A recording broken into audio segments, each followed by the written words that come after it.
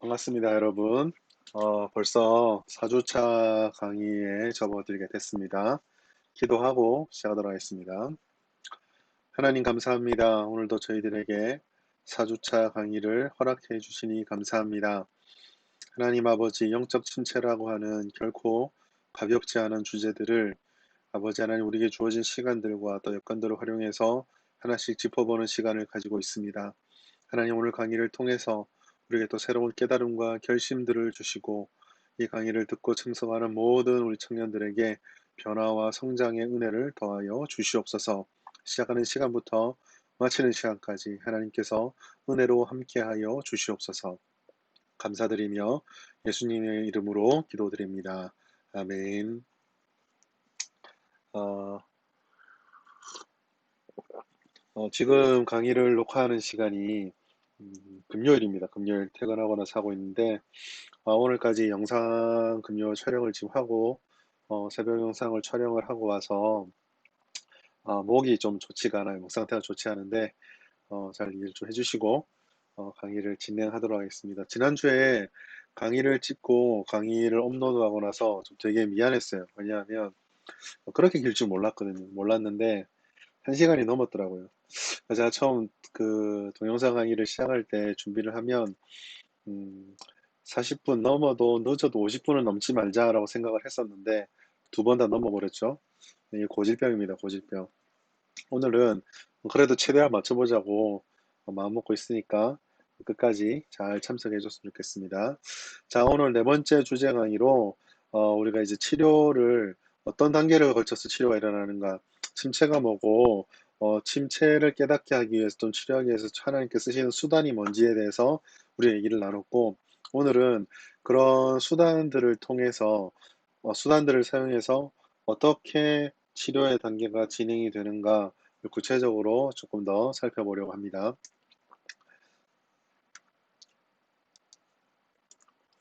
자, 자, 5장하고 6장인데 영적 침체의 치료 단계 1번, 2번을 한 번에 함께 하도록 하겠습니다.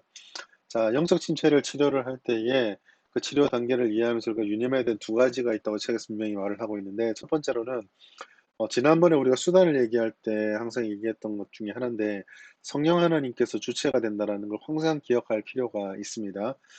조금 더 넓게 얘기를 하자면 삼위일체 하나님께서 이 침체들을 치료해가고 이끌어 가신다라는 걸 좀 기억할 필요 있고요. 두 번째로 침체를 치료한다는 것이 항상 유쾌한 정서, 유쾌한 기분만은 아니다라는 걸 우리가 이해할 필요가 있어요. 왜냐하면 우리가 침체된 상태에서는 우리가 얼마나 이게 힘들고 어려운 상황인지 잘 모르는데 이 침체가 치료가 되기 시작하면은 하나님께 받았던 은혜, 그 은혜에서부터 내가 어떻게 벗어나 있는지를 그 과정들을 다 보게 되거든요.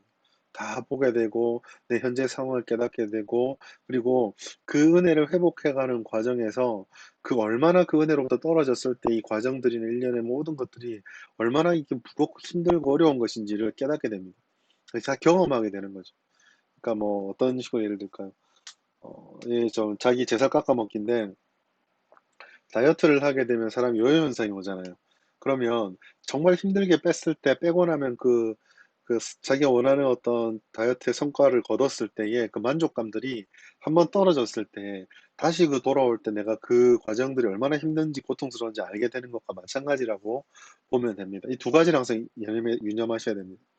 성령께서 하신다. 그 과정이 결코 즐거운 것만 아니다.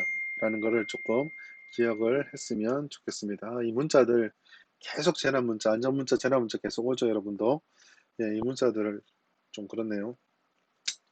자, 그러면 이런 걸 기억하면서 영적 치료가 몇 단계 나눠주는가? 이 책에서는 지금 5단계로 설명하고 있거든요. 한 단계씩 보도록 하겠습니다. 첫 번째로 영적인 각성입니다. 영적인 각성. 이 영적인 각성이라고 하는 것은요, 우리가 얼마나 타락한 상태에 있는가를 깨우치게 해주시는 성령의 역사입니다. 인라이트먼트라고 되어 있죠. 인라이트먼트 비춰주는 건데 침체와 치료가 이루어지기 전에 침체한 영혼들은 자기가 어떤 상태에 있는지 몰라요. 예, 그거를 설령 어느 정도 조금 깨달아서 내가 지금 정상이 아니구나 라는 것들 정도, 뭐 힘들다, 뭐 정서가 어렵다, 마음이 힘들다 이런 거 깨달을지 모르겠지만 그 정확한 그 상태가 무엇인지를 잘 알지는 못합니다. 어떤 측면에서는 이 각성 자체가 하나님께서 주시는, 성령께서 역사하시는 은혜의 처방이에요. 누구나 다 깨닫게 되고 누구나 다 알게 되는 게 아니거든요. 근데 이 깨달음을 할 때에 그 이중의 역사가 나타난다고 되어 있습니다. 첫 번째는 성부께서 홀로 내버려 두시는 거예요. 예를 들어 침체가 처음 이렇게 흘러오고 있을 때에 사람들이 자꾸 이렇게 고면을 하고 충고한다든지, 아니면 말씀 읽을 때 부딪힌다든지, 기도할 때 이렇게 마음에 부담감이 있다든지, 뭐 이런 여러 가지 양심의 거리낌이 있다든지 여러 가지 상황들이 막 발생을 하거든요. 그런데 이게 침체가 어느 정도 깊어져서 하나님께서 치료하고자 할 때는 하나님께서 그 모든 간섭이라든지 함께 하심을 다 버려두시고 그냥 방치시켜 두시는 것 같은 외로움을 느끼게 합니다. 이 외로움이 어떤 거냐면, 내가 외롭다 이런 게 아니라 내 영혼이 무엇이 부족하고 무엇이 얼마나 내가 하나님 앞에서 이 떨어져서 정상이 아닌지를 알게 하기 위해서 그냥 내버려 두시는 거예요. 근데 성부께서 이렇게 내버려 두실 때에 성령께서는 그냥 가만히 있네. 그렇지 않고 내버려 두실 때에 내가 그것이 정상적이지 않다고 느낄 때 성령께서는 내 마음속에서 은밀하게 내가 어떤 부분에서 부족하고 어떤 것들을 깨달아야 되는지를 말씀을 통해서라든지 아니면 성령의 역사를 통해서 우리에게 알려줍니다. 어, 그러니까 이런 거죠. 지금 네 가지가 나타나 있는데, 첫 번째로는요, 내가 내 자신을 존중하고 내 중심으로 된 것이 얼마나 큰 우상이 되는지, 그게 얼마나 악독하고 얼마나 좀 비참하고 안 좋은 것인지를 깨닫게 해줍니다. 성령을 통해서. 두 번째로, 하나님의 침묵을 견디지 못하게 하십니다. 이게 우리가 하나님을 찾는 게, 내가 원하는 대로 하다가 보면은 내가 결정적인 때가 되면 하나님 찾을 수 있을 거라 생각하는데, 이게 가장 큰 착각입니다. 성령께서, 하나님께서 침묵하다는 사실을 깨닫게 해주시고 그거를 견디지 못하도록 우리의 마음속에 은혜를 주시거든요. 그렇게 됐을 때에 하나님과의 떨어져 있는 내 자신을 바꾸기 위해서 스스로를 돌아볼 수 힘을 주셨을 때 내게 뭐가 필요하고 뭐가 부족한지를 찾을 수 있는 마음을 줍니다. 예를 들어서 뭐 내가 말씀 읽기가 좀 무너졌나? 예배를 제대로 드리지 못하나? 아니면 내가 전에 하나님 앞에 좋을 때하고 다르게 죄를 어떻게 짓고 있지 않는가? 뭐 이런 것들을 깨닫게 되고 그런 것들을 어떻게 고쳐갈지를 알도록 만들어주는 거죠. 그리고 이러한 단계 속에서 때로는 하나님께 징계가 효과적으로 작용을 하게 됩니다. 예를 들어 이런 거죠. 하나님께서 내 마음대로 살았을 때 하나님께서 내가 원하는 대로 하고 싶은 일이 다 막힌다든가, 아니면 육체의 질병이 찾아온다거나, 아니면 멀쩡하던 사람의 관계 속에서 아픔이 생긴다거나, 뭐 이런 것들을 통해서 뭐 하나님께 기도하는데 기도가 안 된다고 여러 가지 될 수 있겠죠. 이런 징계들이나 채찍들을 통해서 내가 정상이 아니구나라는 걸 깨닫게 해줘요. 제가 옛날에 어떤 짧은 영상을 봤는데, 미국의 드라마 중에 뉴스룸이라는 영상이 있습니다. 드라마가 있습니다. 한번 설교 때도 제가 말씀드린 것이 있는데, 거기에 나오는 장면, 유명한 대사, 제가 참 좋아하는 대사가 있는데, 문제가 있다라는 것을 인정할 때 비로소 문제가 해결이 시작된다는, 내가 뭐가 문제가 있는지 알아야 되겠죠. 그 각성이 오늘 여기서 나타나게 됩니다. 그러니까 성령께서 신적으로 침묵하시는 것, 성령의 침묵이라든지 하나님께 침묵을 내버려 두신들은 우리가 타락의 죄가 얼마나 안 좋은 것이고 내가 그 타락에 사로잡혀 있다는 것을 깨닫게 해주셨어요. 그 각성을 위해서 하나님께서 사용하기도 하십니다. 그러니까 어, 우리가 왜 하나님 은혜가 되게 좋으면, 관계가 좋으면은 기도할 때나 말씀 읽을 때는 하나님과 큰 대화가 치밀하게 오가잖아요. 그런 것 다르게 우리가 죄가 있으면은 하나님께서 침묵하심을 통해서 내가 원래 이 자리에 있으면 안 된다라는 거, 내가 원래 어떠해야 된다는 것을 깨닫게 해주신 거죠. 그것도 성령께서 우리들 마음속에서 작용하고 역사하셔서 우리들에게 그렇게 깨달음을 주신, 이게 첫 번째 단계예요. 두 번째로, 이 각성하고 되게 연관돼서 생각할 수 있는 건데, 이런 각성들을 통해서 나의 지금 비참함들을 깨닫게 되면은 과거에 그렇지 않았을 때, 즉 우리의 은혜들에 대해서 다시금 깨닫고 생각할 수 있도록, 옛날에 내가 받았던 은혜가 무엇인지를 기억할 수 있도록 만들어줍니다. 그러니까 우리에게 필요한 거는요, 이렇게 나가는 각성과 해상은 굉장히 밀접하게 연결되어 있는데, 그 깨닫게 해주셨을 때 우리가 기억하게 될 수 있는 이 은혜를 좀 구하고 간절하게 구해야 됩니다. 많은 사람들이 영적 침체가 장기화되고 고착화되는 가장 중요한 이유는요, 이 영적 침체가 찾아올 때 이게 있는 것처럼 하나님의 은혜를 하나님의 은혜를 간절히 구할 수 있는 노력들이 필요하고 그런 의지가 필요한데 반대로 행동하기 때문이에요. 내게 침체가 다가올 때 사람들이 많은 사람이 선택한 이유는 침체가 막 진행되고 있을 때 그것이 문제인지 모를 때는 하나님 앞에 있는 게 부담스럽고 힘들거든요. 그것을 위해서 내가 무슨 노력을 한다는 것이 어리석게 보이기 때문에 은혜를 구하지 않고 오히려 그 상황이 해결될 때까지 하나님을 좀 회피합니다. 그래서 침체가 회복이 되지 않고 점점 깊어지는 거예요. 우리가 지금 이 강의를 들으면서 항상 기억해야 되는 거, 시도해야 되는 거, 노력해야 되는 건 하나님의 은혜를 정말 간절히 구해야 됩니다. 그거는요, 하나님과 관계 속에서 영적인 문제일 수도 있어요. 사람들과의 관계에서 우리 청년부 공동체 내에서 혹은 직장 내에서 학교 내에서 그런 관계 때문에 어려울 수도 있어요. 부모님과의 관계일 수도 있고 형제 자매의 관계일 수도 있습니다. 이런 모든 것들 속에서 내가 어떻게든지 그 침체의 영역에서 나타날 수 있는 특징들이 있다고 한다면 하나님의 은혜를 통해서 이 모든 것들을 은혜로 채울 수 있도록 간절히 구해야 됩니다. 단순하게 말하자면 힘들면 기도하십시오. 어렵고 만나기 싫을 때 회피하고 싶을 때일수록 더 나아와서 하나님께 은혜를 구해야 됩니다. 하나님과의 관계 속에서 모든 걸 해결해야 되는 거예요. 그리고 이런 은혜를 구할 때 성령님께서 우리에게 은혜가 어떤 것인지를 깨닫게 합니다. 예전에 누렸던 영적 복에 대한 확신을 심어주는 거죠. 아, 내가 예전에 받았던 은혜와 이런 것들이 잘못된 것이 아니라 이게 내가 진정으로 깨닫고 붙잡아야 하는 거구나. 이거를 알게 해주시는 거예요. 그것은요, 예배를 통할 수도 있고요, 말씀을 통해서일 수도 있고, 기도를 통해서일 수도 있고, 아까 말했던 징계라는 어떤 어려운 순간을 헤쳐나가는 것을 통해서든지, 이 모든 것들을 통해서 하나님의 은혜들이 무엇인지를 점차 알게 합니다. 옛날에 말씀 읽을 때 내가 받았던 은혜들을 침체하는 가운데 전혀 못 느끼고 있다가, 어느 날 내가 이래서는 안 되겠다라고 하나님 말씀 펼쳤을 때, 그 이전에 맛보았던 은혜를 다시 맛보게 해준다고. 아, 예전에 내가 하나님 말씀 읽을 때 이렇게 좋았었는데 이런 것들을 알게 해주고 이게 얼마나 소중한지를 확신을 내게 심어주는 거죠.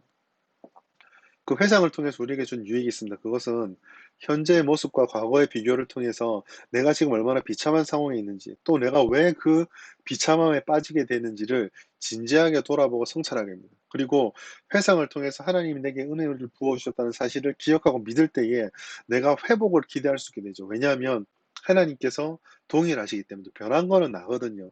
침체를 통해서 변한 거는 어디까지나 저입니다. 그래서 변하지 않는 하나님을 바라볼 수 있는 은혜가, 그런 의지와 힘이 생기게 되는 거죠. 이것이 침체의 두 번째 회복, 영적 회상입니다. 세 번째로,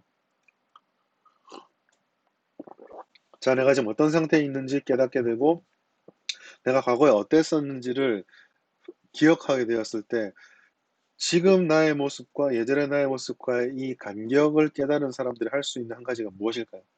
그게 바로 회개, repentance입니다. 이 repentance, 회개는요, 회상으로부터 이어지는 다음 단계예요.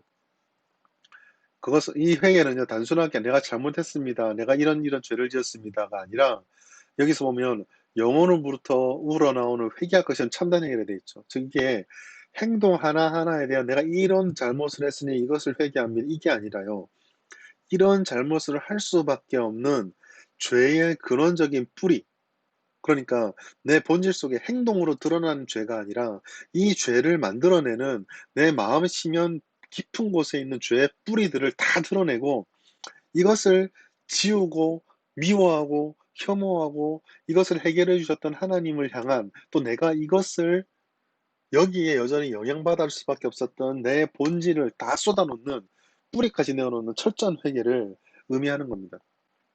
책에서는 이런 어, 회개를 5가지 단계로 설명하고 있는데, 여기 첫 번째 단계는 죄를 찾아내는 겁니다. 내게 있는 죄를 철저하게 찾아내는 강렬한 소망이 필요합니다.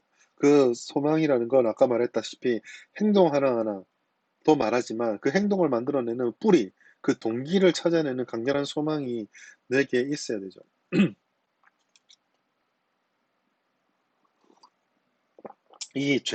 침체라고 하는 것은요, 내가 오늘부터 침체를 시작할 거니까 간다, 확, 이게 아니라 은밀하게 찾아옵니다. 우리나라 속담에 가랑비에 옷이 젖는단 말이 있죠. 그것처럼 별거 아니라 생각하는 것에서부터 침체와 타락이 찾아오게 되는 거죠. 예를 들어, 극단적인 예지만 내가 매일 3장씩 말씀을 꼬박꼬박 읽겠다라고 습관을 들이다가 어느 날 그 3장씩 읽는 게 너무 피곤해서 한 장을 줄인다거나, 예배를 예를 들자면 예배 시간에 10분 전에 꼬박꼬박 오다가 뭐 5분 늦게 온다거나, 뭐 이런 작은 것들, 관계에서도 문제가 될 수 있겠죠. 다른 사람과의 관계에서 무조건 원수가 되는 게 아니라 처음에 그냥 무조건 이 사람이 무슨 말하든 다 이해해주고 다 사랑하던 사람이 어느 날 한마디의 말이 탁 걸리는 거예요, 내 마음에. 그런 것들, 그런 가랑비들로부터 우리 마음속에 분노, 그 다음에 미움, 시기, 혹은 나태함, 혹은 영적인 방종, 뭐 이런 여러 가지 것들이 스며들듯이 들어오게 되는 겁니다. 죄는요, 은밀합니다. 죄는요, 은밀하고, 그리고 철저하고, 집요합니다. 그래서 이거를 찾아내는 우리 역시 은밀성이 있는 이걸 찾아내기 위해서 철저함과 집요함을 가지고 찾아내야 되고, 은밀함에 대비하는 치밀함으로 샅샅이 훑어가면서 우리 안에 있는 죄된 본성들을 다 하나님께 드러내서 비춰야 됩니다. 진리를 대면해야 돼요. 주님 말씀 속에서. 그러니까 우리가 침체에 빠지면은, 많은 사람은 침체 안 빠지더라도 가지고 있는 기본적인 자기보호 본능이 있거든요. 그러니까 내가 잘못한 건 알겠어. 알겠는데도 불구하고 정직하게 회개하기 전에 그럴 수밖에 없는 합리화를 시도하고 변명을 시도하려는 마음들이 우리 가운데 있습니다. 단호하게 진리를 대면해야 돼요. 주님의 말씀에서 죄를 뭐라고 말하는지, 우리를 누구라고 얘기하는지를 전면으로 받아들여야 됩니다. 음. 모든 사람이 죄를 범하였음에 하나님의 영광에 이르지 못하더니, 그리고 에베소서 2장에 있는 말씀처럼 모두가 죄에 있어서 자랑할 것이 없는 자다라고 만들었던 그런 인간에 대한 본연의 모습들을 하나님 말씀에서 말하는 대로 우리를 바라볼 수 있어야 돼요.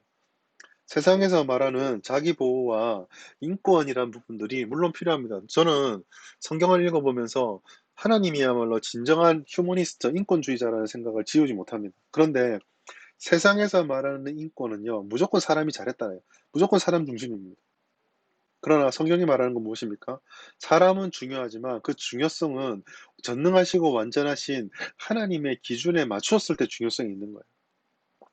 우리가 우리 안에 죄가 발견되었을 때 단호하게 진리를 대면해야 돼요. 하나님 말씀에 나가야 되고, 그리고 주님의 말씀이 내게 뭐라 말하는지, 제가 말씀드릴 때 그 각성이나 회상의 단계 때 주님께 계속 나와야 된다 했잖아요.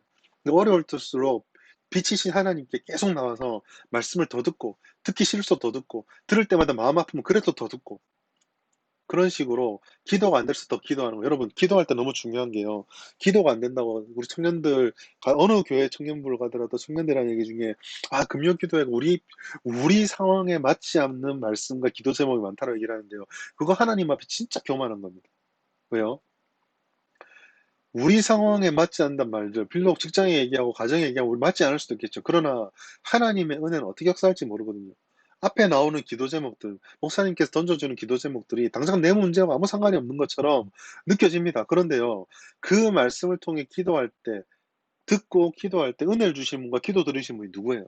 하나님이잖아요. 하나님은요, 그렇게 자기 영혼을 드러내고 살피는 자들을 멸시하지 않으시거든요. 네. 대화할 때도 마찬가지. 우리가 세 사람이 대화를 하고 몇 사람 모여 대화하다 보면은 이 사람에 대한 얘기들이 화두가 중요하다 할지라도 저 사람의 생각들을 외면하거나 전혀 무시하지 않잖아요. 하나님이 그렇다니까요. 우리가 죄를 찾아내서 내가 침체됐을 때일수록 하나님께 더 나와서 죄를 찾아내야 된다는 거 꼭 기억해야 됩니다. 말씀에 자신을 비추십시오. 두 번째로 영적 침체된 게 죄를 찾아내는 두 번째 단계는요. 죄에 대해서 애통함을 가지게 됩니다. 죄를 찾아내고 하나님께 나아갔을 때 그 죄가 얼마나 안 좋은 것을 내가 애통하고 깨닫게 되는 거죠.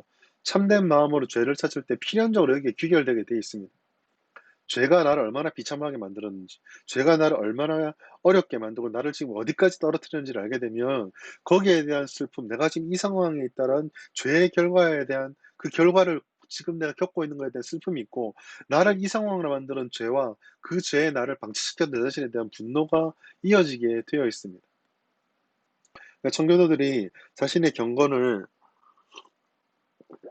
자꾸 성장시키고 거룩을 추구할 때 이 죄를 묵상한다는 게 중요한 방편 중에 하나였거든요. 죄가 나를 얼마나 비참하게 만드는가, 그 다음에 죄의 결과가 무엇인지 이 죄를 계속 묵상했습니다. 자기를 괴롭히는 게 아니라 그만큼 위험하기 때문이죠, 죄가. 그다음에 죄로 인식하는 참된 슬픔의 기초가 있습니다. 그것은요, 세상의 도덕 기준이 아니에요. 하나님의 이름에 대한 강한 경외심이 이 죄로 인식하게 되는 슬픔의 기초가 됩니다. 무슨 말이냐면, 여기 밑에 있죠? 하나님에 대한 사랑, 경외심의 강도는 죄에 대한 인식의 강도와 비례한다. 무슨 말이냐면, 하나님을 사랑하면 사랑할수록 죄가 어떤 것인지에 대해서 더 많이, 더 깊이, 더 강하게 깨닫고 인식하고 느끼게 된다는 거예요. 반대로 하나님을 사랑하면 하지 않을수록 죄가 얼마나 나쁜 것인지에 대한 마음도 점점 사라져 버리게 되는 겁니다. 즉, 내가 하나님을 얼마나 경외하느냐가 죄로 인해서 나타나는 모든 결과들에 대한 비참함과 슬픔을 결정지어 준다는 거죠. 애통은 어떻게 심화되어 가는가? 첫 번째, 하나님을 거스르는 죄에 대해서 비탄한 마음이 내게 생깁니다. 두 번째 단계는 그 죄 때문에 죽으셨던 예수님을 내가 거슬렀다는 사실을 깨닫게 되고 아파하게 됩니다. 세 번째로는요, 그 예수님을 보내신 하나님의 사랑, 또 내가 사랑하는 아버지를 거스렀다는 죄, 그것에 대해서. 앞에는 거룩한 하나님이라거나 하나님의 속성에 대해서 내가 비탄함을 가졌다면, 이 세 번째는 나와 맺었던 인격적인 관계를 깨어버렸다라는 그것에 대한 비참함이 내게 생기는 거예요. 아픔이 생기는 거예요. 네 번째로는 우리 안에 있는 성령 하나님, 아버지의 뜻과 예수님이 행하신 일들을 통해서 우리를 지키고 변화시키고 이끌어주고 내 힘이 되어줬던 성령님을 무시하고 외면하고 어겼던 것에 대해서 그 죄에 대한 비참함을 깨닫게 됩니다. 결국 네 단계 심화 과정으로 되어 있지만 이것을 다 합쳐보면 뭐죠? 성부, 성자, 성령 하나님의 뜻과 행하심과 약속하심에 대해서 내가 어기고 외면하고 떨어져 나갔다는 것에 대한 비참함을 느끼게 되고 애통함을 느끼게 되는 거예요. 그리고 세 번째로 여기를 느끼게 되면은 이 애통함 때문에 하나님께 자연적으로 죄를 고백하게 되는 겁니다. 시편 51편 우리가 좀 기억할 필요가 있어요. 우리아의 아내 바세바를 범하고 나서 시편 51편은 그 다윗이 거기에 대한 회개를 노래한 회개시거든요. 얼마나 처처럼 구구절절 자신이 어떤 죄를 지었으며 그 애통함으로 자기 영혼이 어떻게 무너졌는지를 그리고 하나님께 고백하고 있습니다. 나중에 뒤에도 쭉 나오는 이 죄에 대한 모든 싸움과 죄에 대한 모든 것들에 대한 다윗의 어떤 다윗 신학의 정수라고 말할 수 있어 꼭 읽고 묵상해 보세요. 참된 애통은 숨길 수 없고 반드시 하나님께 쏟아내게 됩니다. 왜 쏟아내냐면요. 이거를요, 내가 움켜쥐고 해결할 방법이 없다는 것을 알게 되기 때문입니다. 참된 애통이 더 참되게, 진실되게, 강하게 느껴지는 이유는 힘들고 애통하고 마음이 아픈 건 알겠는데 이걸 해결할 방법이 내게 없다는 걸 깨닫기 때문이거든요. 가능성이 있으면 좀 미안하긴 한데 내가 원상복구 시킬게요. 이러면 됩니다. 그런데 이걸 해결할 가능성이 내게 없으니까 한없이 슬퍼지는 거예요. 한없이 애통한 겁니다. 그럴 때에 우리에게 주신 약속이 뭡니까? 예수 그리스도. 그래서 하나님의 약속과 하나님의 사랑에 의지해서 하나님께 쏟아내는 자기 고백만이 나타나게 되는 겁니다. 자, 그때 우리에게 중요한 거, 하나님이 드러내신다라는 건 우리도 하나님 앞에 숨김없이 고백한다라는 거예요. 사람 앞에 굳이 고백할 필요는 없지만요.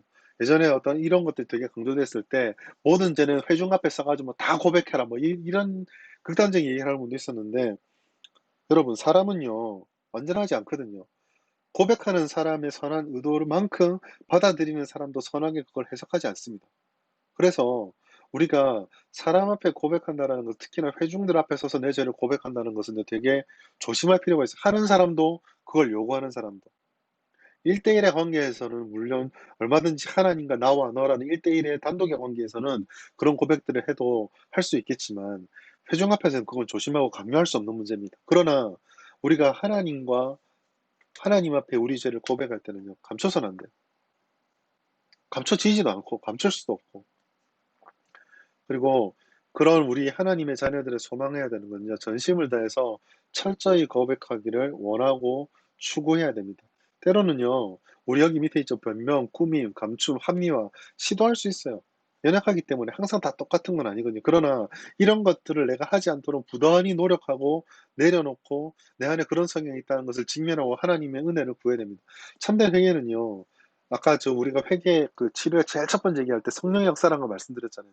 회개도 내가 깨달음이 있어 내 안에 감동으로 말미암아 입으로 고백하고 눈물을 흘리지만요. 그것도 그 강도나 순수함이나 전적으로 드러낸 모든 것에 성령의 인도하신 용기 주심이 은혜가 필요합니다. 죄는 그렇게 고백해야 되는 거죠. 그다음에 네 번째로 죄를 멀리하게 됩니다. 이건 참된 회개의 필연적인 표지입니다.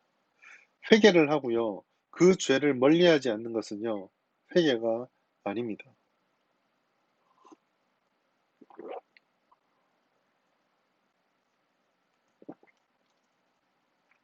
예를 들어 어, 어떤 게 있을까? 컴퓨터 그 휴대폰 중독에 걸린 우리 지체가 있다고 합시다. 손에서 휴대폰을 놓지를 못하는 거예요. 예, 휴대폰을 이렇게 놓지 못하는 사람이 이것들 때문에 내 영혼이 무너지고 또 이 안에서 별로 유익하지 못한 것들이 하나님이 기뻐하지 않는 것을 깨닫게 된 거예요. 그래서 이게 내 죄라고 생각하고 회개를 했습니다. 그러면 그 다음은요, 이 회개에 대한 필연적인 표지, 이것을 멀리하는 행동이 나타나야 돼요. 뭐가 있을까요? 뭐 시간으로 따지자면은 휴대폰을 만지고 쓰는 시간이 줄어드는 거 될 수 있겠죠. 또 어떤 사람은 이 회개가 이 죄에 빠지는 게 너무 싫다 보니까 아예 어떤 게 있을까요? 여기에 빼앗기지 않기 위해서 그 스마트폰을 투지폰이나 이런 효도폰 같은 그런 걸로 바꿔버린다거나 뭐 이런 게 있겠죠. 예전에 어 저희 신대원 다닐 때 교수님 중에 한 분이 불편하기도 했겠지만 어떤 그런 뭐 경건이나 자기 시간 관리에 별로 도움이 안 되고 그런 것도 유혹을 받지 않기 위해서 제가 있을 때 2006년, 7년, 8년 그때도 휴대폰을 하지 않으시는 분이 계셨었어요. 물론 그런 의도는 아니겠지만 아마 원천적으로 차단을 했을 거라고 생각을 합니다. 네. 컴퓨터로 인해서 여러 가지 시험을 유혹을 받는 친구들 중에 어떤 사람은 아예 컴퓨터를 분해해서 창고에 집어넣는 친구도 있었거든요. 이처럼 참된 회개는 필연적으로 겉으로 드러나는 표지가 필요한데요. 거짓 회개는요, 개선되지 않습니다. 왜냐하면 전심을 다해 죄를 미워하지 않기 때문이고 철저하게 죄와 단절되기를 거부합니다. 네. 이게 아까 왜 이런 회개를 하게 되냐면 하나님에 대한 경외심이 동기가 되는 게 아니라 죄가 주게 되는 결과에 대한 두려움이 동기가 되기 때문이에요. 혹은 이 죄 때문에 내가 힘드니까 이 힘든 상황을 벗어나고자 하는 욕망이 회개로 이끌었기 때문입니다. 그런 것은요, 전심을 다한 것이 아니고 죄를 미워하는 것이 아니라 상황을 벗어나기 위한 것이 동기가 되기 때문에 철저하게 죄와 단절되기를 거부합니다. 왜냐하면은 모든 죄악들이 비록 유익한 것은 아니지만 인간의 쾌락이라는 측면에 보았을 때 우리를 즐겁게 해주고 만족시켜주는 기쁘게 해주는 몇 가지들이 있거든요. 그 쾌락 때문에 은밀하게 도망갈 구멍을 남겨놓고 은밀하게 즐기게 되는 것이죠. 이런 것은요, 겉으로 드러나는 표지가 나타날 수가 없습니다. 죄와 완전히 결별하지 못한 연약함이 우리 가운데 있게 되죠. 그러나 우리 안에 있으면 그런 연약함이 있는데 믿음에 기초한 회개, 즉 하나님을 의지하는 전적인 회개는요, 하나님께 하는 방향 전환으로 나오게 됩니다. 네. 그 일시적으로 죄가 밝혀지고 자신의 민난을 보는 것을 회피하지 않게 되는 것이 그 증거입니다. 무슨 말이냐면 내가 믿음으로 회개를 하는 건지 아니면 내 회개가 거짓된 건지를 어떻게 알 수 있냐 말할 때에 그 죄가 밝혀지고 자신의 민낯을 보는 것을요 회피하잖아요. 무슨 말이냐면 하나님 앞에 내가 죄인이다라는 사실과 이 죄가 나를 얼마나 파괴적으로 이끌어가는지 대한 그 있는 그대로를 꾸미지도 않고 덮지도 않고 포장도 하지 않습니다. 네. 이렇게 하나님 앞에 다 내려놓게 되는 거죠. 주의해야 될 것이 있습니다. 그것은요, 내가 회개했다라는 일시적인 현상에 만족하는 것을 경계해야 됩니다. 내 마음속에 짐이 덜어졌기 때문에 마음이 기쁘고 즐겁게 나타나는 것들, 그리고 그 당장 회개했던 그 의지의 영향력이 남아서 당장 몇 순간에 나타나는 그런 순간적인 변화들과 감정적인 변화들이 있거든요. 그런데 그러한 감정이 때로는 우리를 속일 수가 있습니다. 하나님이 뿌리가 되지 않을 때. 여기에 대한 것들은요, 마음속에 있는 죄의 뿌리를 완전히 뿌리 뽑을 때까지 끝나지 않는 우리의 전쟁입니다. 한순간에 끝나서 완전해지지도 않기 때문에 이 부분도 우리가 좀 면밀하게 관찰하고 살펴볼 필요가 있는데, 제가 책을 하나 좀 추천을 드리자면, 네, 두껍죠? 두껍습니다. 이건 책을 좀 어려운데 조나단 에드워즈라는 사람이 지었던 감정론이라는 책입니다. 네, 신앙감정론이라는 책인데 이 책은 부흥이 나타났을 때 사람들이 흥분을 하고 즐거움에 빠지게 되는데 그들의 즐거움에 빠져 있는 모습들을 보면서 진정한 부흥은 과연 저런 것을 증거로 삼는가? 진정한 부흥의 증거가 무엇인가를 고민했던 17세기 미국 청교도의 목사님이 지은 책입니다. 거기에 보면은 부흥을 빙자한 거짓 감정이 있다는 것이죠. 그걸 잘 분별하는 건데 저 책은 좀 어려워서 제가 다른 걸 몇 개 추천해 드리자면 이게 조금 번역이 약간 예체로 돼서 그래서 그런지 모르겠지만 읽는데 저는 쉽게 넘어가지 않더라고요. 이것도 책은 좀 두껍습니다. 이것도 어려우시면 그 복 있는 사람들에서 나온 우리 세대를 위한 신앙 감정론이라고 하는 이거를 이렇게 좀 각색했다고 할까요? 편하게 읽을 수 있게 해놓은 게 있습니다. 예, 요거는 그냥 인문으로 좀 읽어줄만 하고, 한 번 좀 우리 청년들 정도 되면은, 저 개인적으로 이 책을 한번 도전해 보시는 게 그것도 괜찮다고 생각합니다. 제가 참고로 말씀을 드리자면, 최근에 저희 교회에서 이제 예배에 오시는 분 중에, 한 50분 좀 넘으셨겠죠. 한 집사님 한 분이 이 책을 들고 예배에 뛰어가는 장면을 본 적이 있습니다. 네, 여러분 정도면 20, 30대 여러분 정도면 충분히 곱씹어 읽으면 유익이 되는 책들입니다. 네, 이 책들과 함께 조나단의 돈 유익하니까 한번 고 읽어보셨으면 좋겠고요. 어쨌든 이와 같은 그런 가짜 감정을 속지 않도록 싸우는 것이 필요합니다. 다섯 번째로 이렇게 참된 회개가 되게 되면 내가 정말로 하나님 앞에서 죄인의 뿌리, 그 죄된 모습을 가지고 있다는 것을 인정하게 되기 때문에 죄로 인한 징계가 내게 다가왔을 때 그것을 회피하거나 힘들어하거나 하지 않고 겸허히 받아들이게 됩니다. 예를 들어서 어떤 징계가 있을까요? 하나님 앞에 내가 죄를 지음으로 이 죄 문제로 인해서 하나님과의 일정 기간 동안 단절되는 관계. 예를 들어 말씀을 읽어도 예전처럼 바로 은혜가 되지 않고 예배에 집중하는 것을 힘겹게 해야 되는 그런 상황들이 올 때에 거기에 불만을 가지고 불평을 하는 것이 아니라 받아들이며 하나님을 기다리는 거룩한 순종이 나타나게 되는 거죠. 또 이 참된 순종은 어떤 것인가에 4단계의 실질적 은혜 이렇게 나와 있는데 첫 번째로 참된 순종, 즉 하나님의 징계를 겸허히 받아들이는 겸손한 자세는요, 내가 죄인인 내 자신의 입장을 주장하거나 그 입장에 사로잡히지 않습니다. 반대로 하나님의 입장을 더욱더 고민하고 생각하게 됩니다. 철선 셸던이라는 사람이 지었던 책 제목처럼 하나님이라면 예수님이라면 어떻게 하실 것인가? 그 제목과 비슷한 생각이 되는 거죠. 하나님의 마음이 어떨까를 고민하게 됩니다. 두 번째로 어떤 경우라도 하나님이 의롭다는 것을 인정합니다. 내가 원하는 상황이 되지 않더라도 어렵고 힘들고 답답한 상황이 되어도 하나님께서 이 상황에도 마치 나를 버린 것 같은 이 상황에도 하나님은 의롭다라는 것을 인정할 수 있게 됩니다. 세 번째로 하나님의 의로움을 인정했기 때문에 그분이 하시는 모든 일들도 정당하다라고 받아들이게 되죠. 이럴 때 자신의 입장을 지향한다 했잖아요. 내가 좋아한다, 내가 힘들다, 내가 어떻다, 나는 이래야 된다, 이런 것들을 다 내려놓습니다. 물론 뭐 단번에 딱 되진 않겠죠. 그런 싸움들을 받아들이고 견뎌내고 인내하게 됩니다. 그 다음에 어떤 경우라도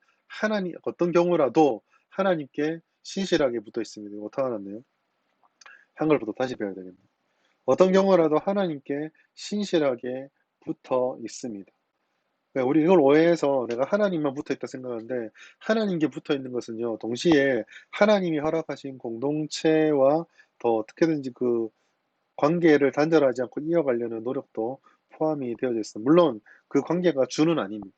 주는 아닌데 하나님께서 나를 깨닫게 해주시기 위해 사용하시는 모든 가능성들을 하나라도 내려놓지 않는 것. 말씀, 예배, 기도, 교제, 섬기, 봉사 뭐 이런 것들을 통해서 어떻게든지 하나님께 만날 수 있는 시간과 장소들 그런 방법들을 놓치지 않으려고 발버둥 치게 되죠. 그러다 보니까 깊은 수준까지 하나님께로 더 나아가게 됩니다. 왜냐하면 거룩 경건 훈련이 딴 게 아니거든요. 그 옛날에 그 유기성 목사님 지은 책 제목처럼 나는 죽고 예수가 살 때에 이러한 순종과 거룩과 경건의 깊이들이 반비례로 올라갑니다. 내가 내려갈수록 하나님 올라가고 나를 죽일수록 하나님을 향한 거룩은 올라가고 하나님 앞에 신실하게 나 자신이 아니라 하나님을 또 붙잡을수록 내가 가진 경건의 수준도 더욱더 깊어지는 거죠. 자, 그럼 이런 모든 과정, 아까 제가 얘기했던 각성이라든지 회상이라든지 참된 회개에 또 죄를 깨닫고 순종하게 되는 모든 과정들이 있어서 이게 참 쉽지 않고 어렵지만, 그럼에도 불구하고 이 모든 과정을 우리가 넉넉히 감당할 수 있고 믿음으로 이겨낼 수 있는 이유는, 그 근원이 우리를 향한 하나님의 사랑과 하나님을 향한 우리의 사랑, 그 사랑의 매개 관계가 되기 때문입니다. 뭐 사랑이 별겁니까? 라고 말할지 모르겠는데, 우리를 향한 하나님의 사랑과 하나님을 향해서 우리가 살아갈 때 그 중심의 중보자로 있는 분이 누구예요? 네. 원수된 우리를 위해서 스스로 몸을 버리시고 오셨던 예수 그리스도의 사랑.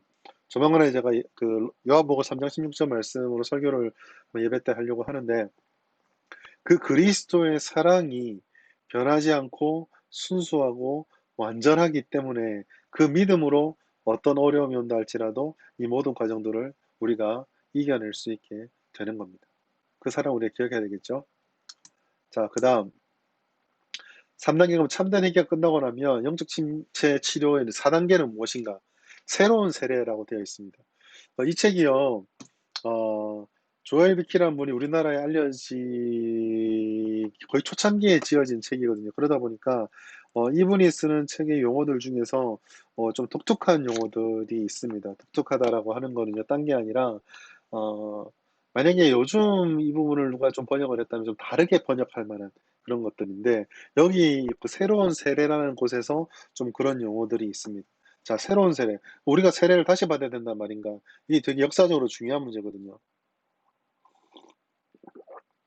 제세례의 문제로 제세례파와 우리가 갈라지는 어떤 역사적 분기점이 있었는데, 이거는 그 역사, 신학 역사에 대한 부분을 지금 얘기할 거 아닌데, 어쨌든 우리가 받았던 세례는요, 한 번 받은 단회적인 세례입니다. 즉 성령께서 주셨던 그 세례와 우리가 하나님께 들어올 때의 그 첫 세례는 다시 행해지지 않습니다. 예. 그럼 이 새로운 세례를 뭘 말하느냐? 성령의 은혜가 다시 충만하게 임하는 것이에요. 침체됨을 통해서 성령과의 관계가 단절되어지고 하나님과 침묵 속에 들어간 우리가 그 은혜를 누리지 못했는데, 이제 각성, 회상, 회개를 통해서 하나님과 관계의 문이 열렸을 때 성령께서 다시 우리에게 은혜를 충만하게 부어주시는 거, 이것을 새로운 세례라고 조엘 비키는 얘기하고 있습니다. 더 문제가 되고 더 헷갈리는 단어는 이 회심이라는 단어예요. 회심은 하나님께 돌이키는 거거든요. 구원의 서정으로 보았을 때 이 회심이라고 하는 것은 단회적입니다. 한 번으로 끝나는 거예요. 내가 예수를 나의 주로 고백하고 내가 죄인이라는 사실을 인정하는 순간, 그 칭의의 순간에 한 번에 일어나는 거거든요. 그럼 여기서 새로운 회심이라는 이 단어는 뭘 말하느냐? 칭의를 통해서 주말에는 칭의, 의롭다 칭함을 받는 걸 통해서 부어지는 그 구원이 아니에요.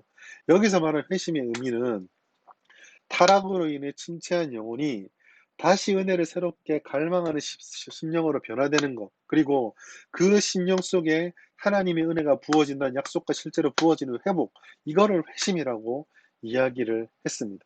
침체된 단계에서 눈이 계속 세상을 향해 있던 사람이 참된 회개를 통해서 그 눈이 돌이켜지고 회개의 표지들이 나타날 때에 그 하나님 은혜를 향해서 방향전환이 일어나게 되고, 그 방향전환은 우리에게 은혜를 주시기를 기다리고 계신 하나님의 역사를 받아들일 수 있게 되는 거죠. 그 은혜를 갈망하는 심령, 또 그 은혜를 받게 되면 더욱더 사모하게 된 심령으로 변하는 걸 새로운 회심이다라고 이야기를 하고 있습니다. 신체 치료는 2단계로 반드시 진행이 되게 됩니다. 소멸되어 가는 은혜가 소생되어집니다. 내 안에서 말씀 읽어도 기쁘지 않았던 마음에 기쁨이 생기고, 기도함에 있어서도 기도가 막힌다거나 기도 응답이 없다거나, 혹은 응답은 뭐 그렇게 큰 중요한 문제는 아니지만 기도할 때 우리와 만나주시는 하나님의 음성을 듣는 그런 내 안의 내적인 충만함들이 사라져가는 것들이 회복되기 시작하죠. 예배 시간의 순서들과 예배의 말씀이라든지 그런 예전의 상황들 준비한 상태들이 아니라 예배 그 자체에 대한 소망과 감격들이 살아나기 시작합니다. 얼어붙은 사랑이 뜨거워지고 주님만 생각하면 눈물이 난다거나, 그리고 은밀한 타락, 내 안에 아직까지도 연약함이 남아있기 때문에 나를 넘어뜨리려고 하는 그런 은밀한 것들과 싸우게 되고 맞게 되게 되죠. 그리고 이러한 일들을 통해서 우리의 타락했던 영혼들, 우리의 무너졌던 영혼들이 회복되기 시작합니다. 그때 중요한 것, 성령의 역사함을 통해서 하나님께 사시는 일이지만 그것을 우리가 간절히 바라고 기도해야 됩니다. 하나님이 하시는 일인데 우리가 굳이 기도할 필요가 있습니까? 라고 말하는데, 하나님이 하시는 일임에도 불구하고 우리가 기도할 때 우리에게 주는 유익은, 우리가 그것을 받는다고 하여도 단지 결과로서 받는 선물로만 받는 것이 아니라 인격적인 관계가 더욱 깊어지므로 선물 자체만 바라보던 우리의 마음들이, 즉 응답이라든지 회복이라든지 결과적으로 주어지는 어떤 것들을 넘어서서 하나님을 더 깊이 있게 알아가게 되는 거죠. 그렇게 될 때에 선물의 풍성한 의미를 깨닫게 되는 겁니다. 예를 들어서 부모님이 우리를 사랑하고 있다라는 것을 깊이 있게 아직 자각하지 못하는 어린아이는 부모가 아무리 몸에 좋은 음식을 주어도 자기를 괴롭힌다고 생각할 거예요. 그죠? 결과적으로는 좋은 거잖아요. 아빠, 엄마가 내게 주는 거라고 생각을 합니다. 그래서 받아들이지만 그 깊이는 모르게 되죠. 그러나 그 간절한 기도함을 통해서 하나님을 더 깊이 알아가게 되면 그 하나님의 성품, 부모님의 사랑을 더 깊이 알았을 때에 비록 입에 쓰지만 그걸 주는 아빠, 엄마의 마음을 알게 되고 비로소 감사가 더 풍성해지는 거. 똑같은 것인데. 예. 이것이 기도함을 통해서 하나님을 더 깊이 알았을 때에 우리에게 주어지는 은혜의 더 많은, 더 풍성함을 깨닫게 되는 이유입니다. 그냥 개수로 더 많은 게 주어지는 게 아니라 똑같은 하나밖에 없어도 하나님을 많이 알게 되고 하나님 더 알게 되고 더 깊은 인격적인 교제를 나누면 내게 주어진 것들이 얼마나 큰 것인지를 더 깊이 깨달을 수 있게 되는 것이죠. 자, 영적 침체의 5단계입니다. 다섯 번째 단계. 예수님과 그리스도와 그리스도의 은혜에 대한 계시가 주어지고 풍성해지게 됩니다. 자, 앞에 쭉 얘기했지만 우리가 좀 그 요한복음 14장, 15, 16장에 있는 성령의 역할을 좀 기억할 필요가 있는데요. 성령의 역할의 중요성은 필연적으로 예수 그리스도와 연결되어져 있습니다. 즉, 성도에게 있어서 가장 필수적이고 효과적인 은혜는 성령을 통해서 주어지는데 그 성령을 통해서 주어지는 어떤 것이 가장 효과적이다?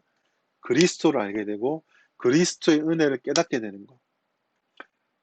요즘 가장 유행하는 말로 표현하자면 복음이 뭔지, 복음의 은혜에 충만하게 젖어드는 것이 우리에게 가장 효과적이고 필수적인 은혜가 되는 것이죠.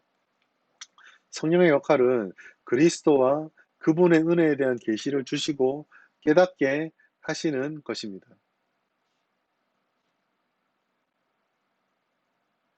네. 그럼 이 계시의 내용이 뭐냐? 계시의 내용은 여러 가지 있죠. 첫 번째는 구원의 역사적 섭리, 역사와 섭리입니다. 구원이라고 하는 것은 하나님께서 우리를 어떻게 구원하시기로 예정하셨는지 구속, 그 다음에 우리의 행위 속에 우리에게 처음에 아담과 하와와 그 구약 백성들에게 주어진 아담과 하와에 주셨던 그 선악과의 은혜가 무엇인지, 더 나아가 믿음으로 어렵게 칭함받은 아브라함 이후부터 지금까지 계속되고 있는 은혜의 언약이 어떻게 주어졌고 어떻게 성취되었고 어떻게 약속되었으며 어떻게 완성될 것인지를 우리에게 깨닫게 주심으로 영적 침체가 치료되고 그 치료가 더욱더 깊어지게 됩니다. 그리고 이러한 하나님의 역사와 섭리를 믿게 되고 알게 되면 죄가 우리에게 준다고 하는 그 길들과 헛된 약속들을 믿지 않게 되는 거죠.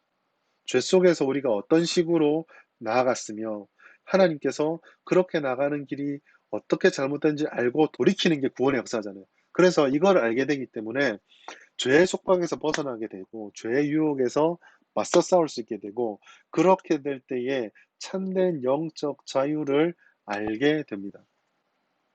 그리고 이와 같은 복음의 가장 큰 은혜의 정수는 십자가입니다. 십자가에는 죄에 대한 하나님의 혐오가 얼마나 강력하게 나타나는지를 알 수 있죠.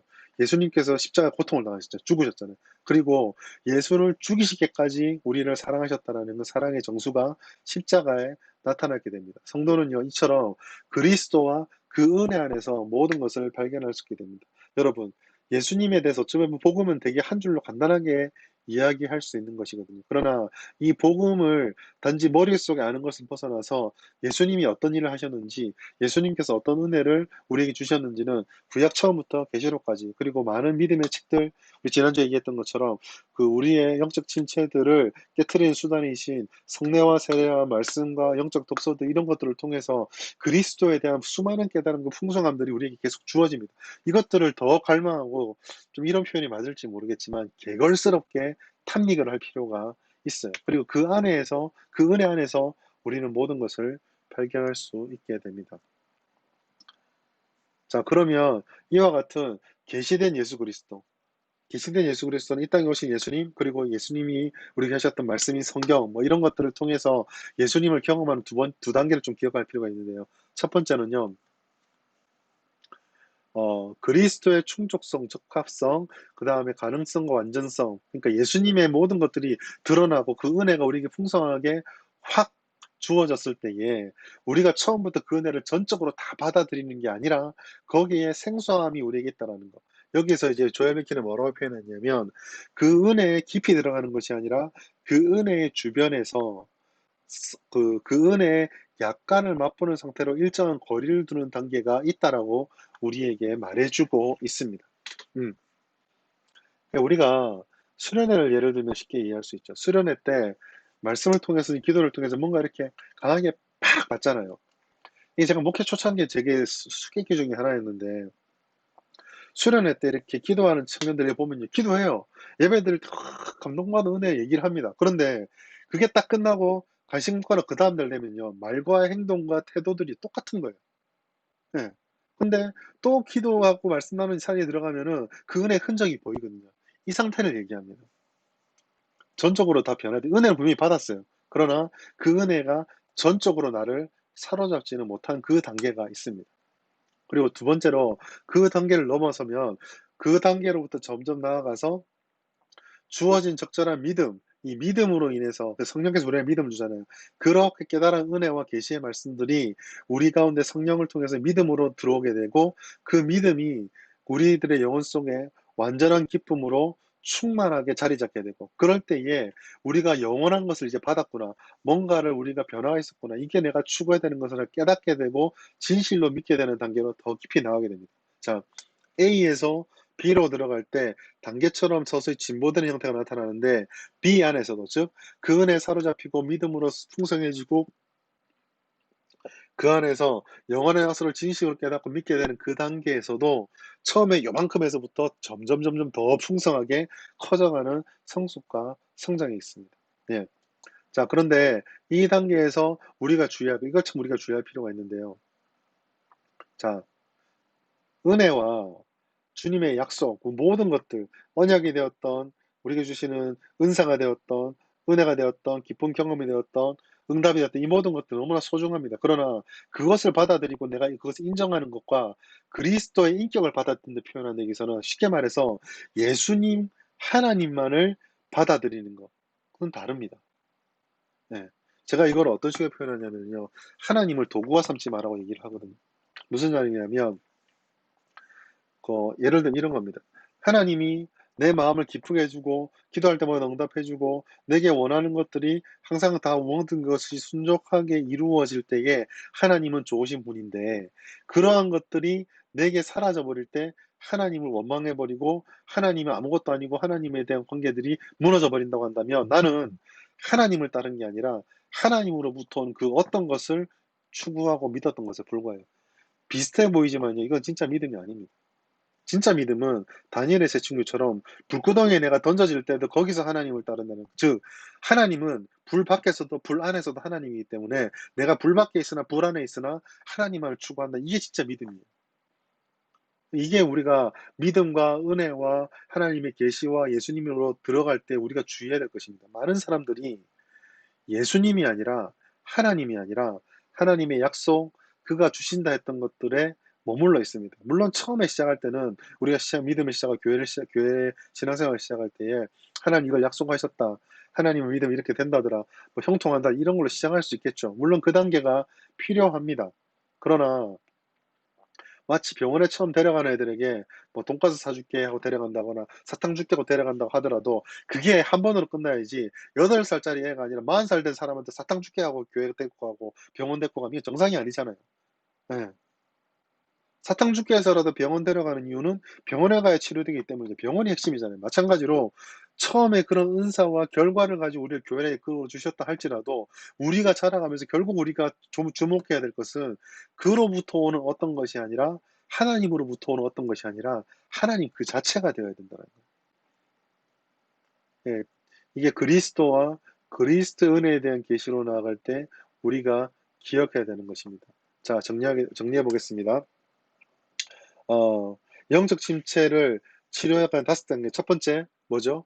각성, enlightenment. 두 번째, 회상, remembrance. 세 번째, 뭐죠? 회개, 참된 회개, repentance. 네 번째, 새로운 세례. 하나님 은혜가 부어지는 우리식 표현은 어떻게 표현할 수 있을까요?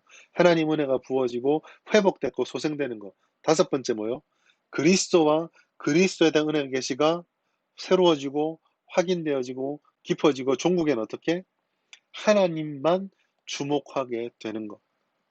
하나님 외에 다른 것들이 내 뒤로 중요성에서 우선순위에서 물러나게 되는 단계. 그것이 영적 침체가 이루어지는 5번째 단계요. 침체를 통해서 우리가 마지막에 궁극적으로 지향해야 되는 핵심입니다. 자, 이 5단계를 잘 기억하면서 내게 이런 5단계가 이루어질 수 있기를 기도하는 열심이 필요합니다. 예, 생각외로 지금 자기도 알게 모르게 영적 침체를 경험하는 사람들이 저도 그렇고 많이 있습니다. 코로나 블루라고 말하는 것처럼 이 코로나 블루가 심리적인 얘기고 사회학적인 현상이지만 우리 영혼에도 분명히 지대하고 막강한 영향력을 형성하고 있다는 것을 부인할 수 없거든요. 그러니까 우리가 오늘 강의를 좀 잘 되돌려 보시고 이 책을 보시면서 이 책이 압축적으로 얇게 쓰다 보니까 생각 외로 좀 뭐랄까요, 정리되지 않은 느낌을 줄 수 있어요. 그러나 곰곰이 꼭 씹으면서 잘 생각해 보면 여러분에게 큰 유익을 줄 것입니다. 네, 이 강의를 잘 들어주셔서 고맙고, 오늘 주어진 점검을 잘 하시고, 이번 한 주 동안도 강의 듣는 것으로 끝나는 것이 아니라, 이 강의의 제일 중요한 거는 제가 말씀드렸던 것처럼, 그 경건 훈련들, 말씀, 기도, 큐티, 설교를 적용하고 삶에 이끄는 거, 이런 개인 숙제들이니까, 이런 것들을 통해서 귀한 유익, 또 한 주의 삶이 되었으면 좋겠습니다. 오늘 강의 마치겠습니다. 감사합니다.